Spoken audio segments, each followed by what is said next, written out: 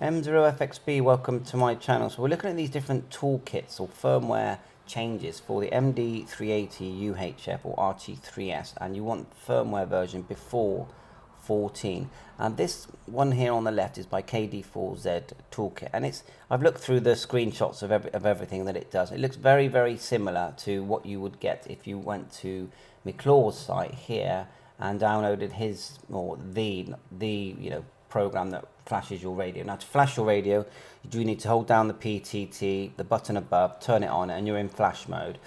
So if I scroll down with the left-hand toolkit, which apparently is the latest version and has the database included, you use VirtualBox. I've never used this, but when it's running, it sort of looks to me a bit like putty, if you ask me. You sort of log it into the radio, is it? This is what concerns me. If you're quite an inexperienced user but you've got a DMR radio, and I would say most of us are like that. Most of us don't really know about the advanced side of using these techie items, and we're learning as we do it. Doesn't mean we're not clever. It just means we haven't learnt it.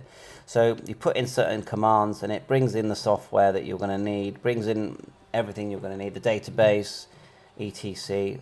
It's the latest build, latest firmware, and in the end you end up with these lovely screens on the radio which look like this. Now, I've been looking at the screens because I've already done this firmware update on using the TOOLZ box here, this grey box, and there's not much difference. I think there's an experimental box there, but generally I can't see a big difference. You've still got the mic bar graph, you've got the online, on the screen, all your details. You can change the color of the screen if you want. And talk alias, the things that matter, manual dial, it's all there. So what I like about the TYT tool system is you just click tools like so, run the zip, close that, double click the flash tool, choose your country, there's the one we want. We don't really need the tick at the right there.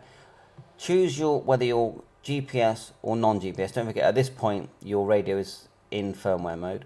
So I'm non-GPS, so you just click that, and then once you click that, you just flash, and it flashes the radio. Obviously, every firmware flash is a risk. Then turn the radio on and off, and then to get the whole database, and it does seem to hold it, if you ask me, 200 or 1,000, which is pretty good for a very old radio. You just click download, like so, it downloads the database for you, and then you flash it to the radio. Obviously, the radio is not connected at the moment, because I've already done this. So to me, it's definitely a no-brainer to use that system, unless if you are quite tech savvy and you're not put off by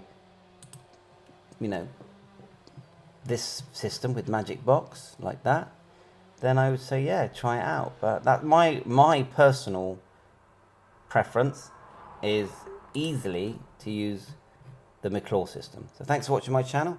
Catch you on air. All the best. Bye for now.